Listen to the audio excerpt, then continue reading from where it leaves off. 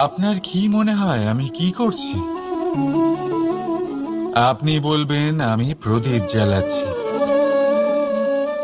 সঠিক। কিন্তু প্রশ্ন হচ্ছে যে আমি কি আপনাকে বলেছি যে একে প্রদীপ বলা হয়? না। এই প্রদীপ কি নিজেই নিজের পরিচয় আপনাকে দিয়েছে? না। তাহলে আপনি কি করে জানলেন যে একে প্রদীপ বলা হয়? উত্তর হচ্ছে প্রকাশ।